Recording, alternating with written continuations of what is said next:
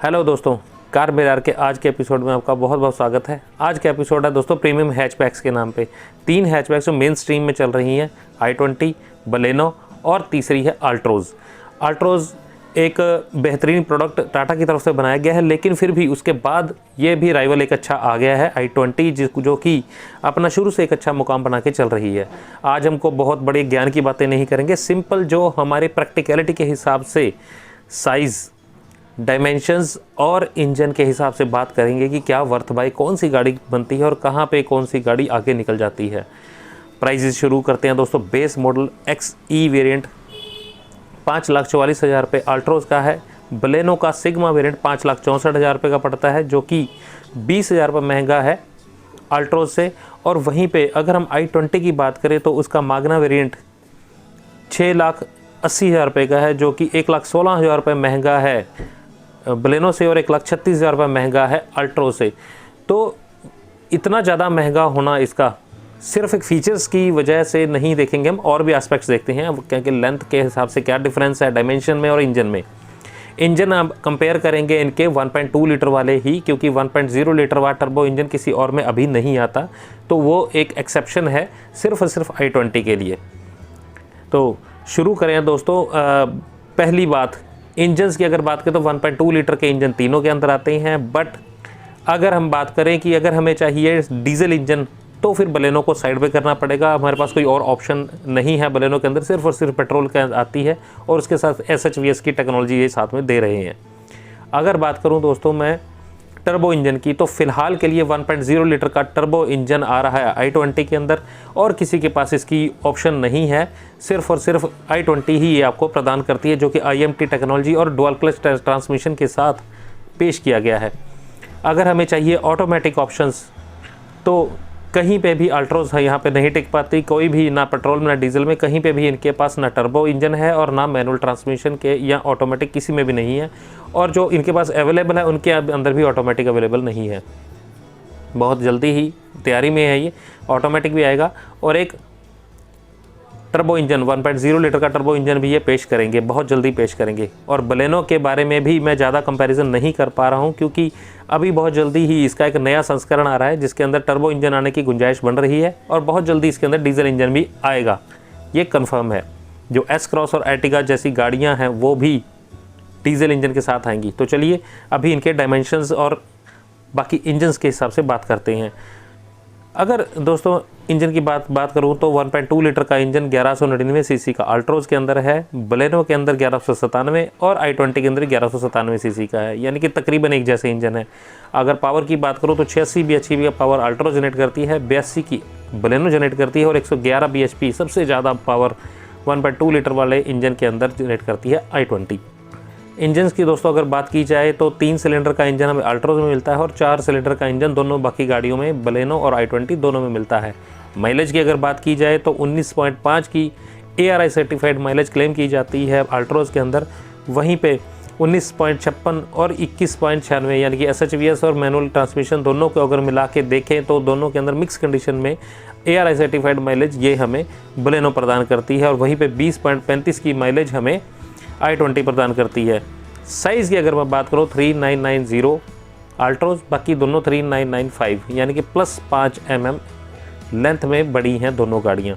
Width की अगर बात करूँ तो 1755 Altroz, 1745 Baleno, 1775 i20। In comparison के अंदर अगर हम देखें तो विड्थ में सबसे ज़्यादा बड़ी चौड़ी गाड़ी हमें देखने को मिलती है i20, जिसके अंदर की पिछली सीट के अंदर 3 पर्सन्स के बैठने की बड़ी आरामदायक सी जगह बन जाती है। दूसरे नंबर पर आती है अल्ट्रोज़।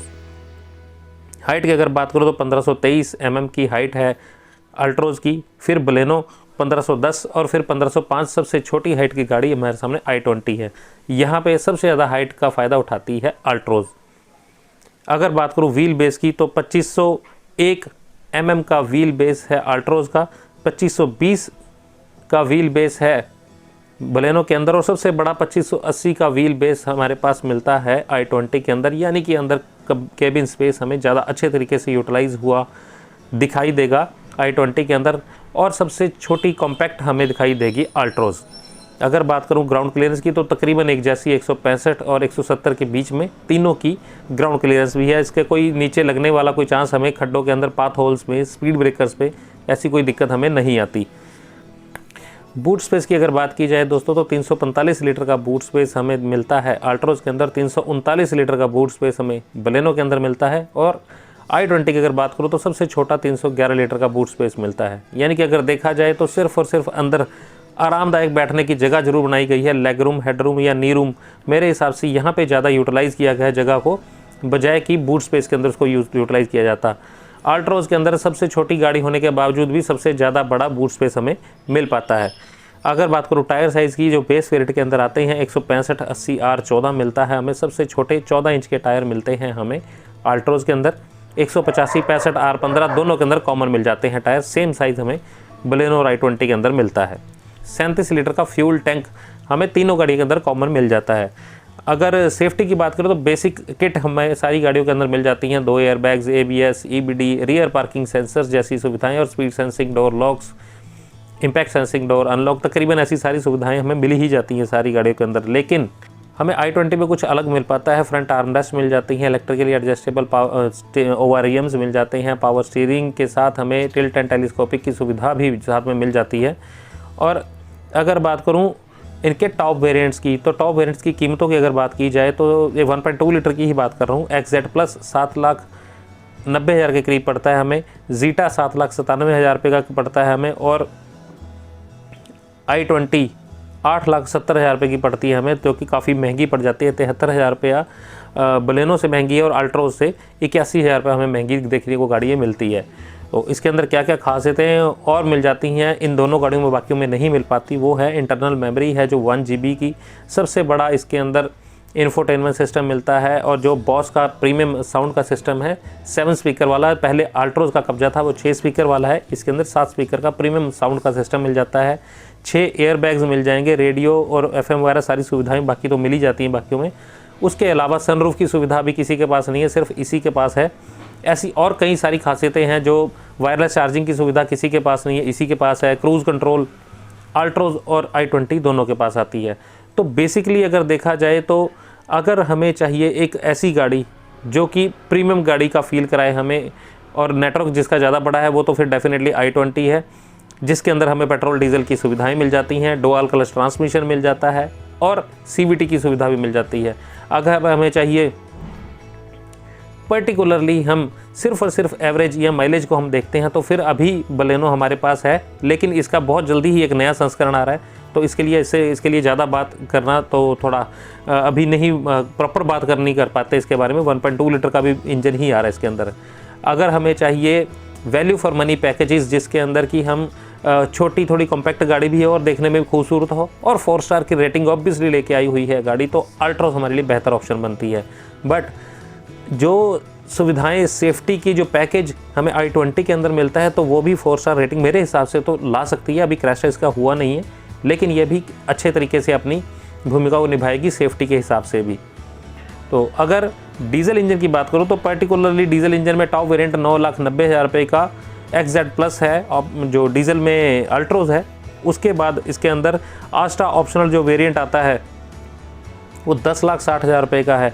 इसके अंदर सिर्फ और सिर्फ हमें डिफरेंस क्या देखने को मिलता है कि तकरीबन 70,000 रुपये महंगी मिलती है हमें आस्टा ऑप्शनल i20, जो कि अल्ट्रो से महंगी है।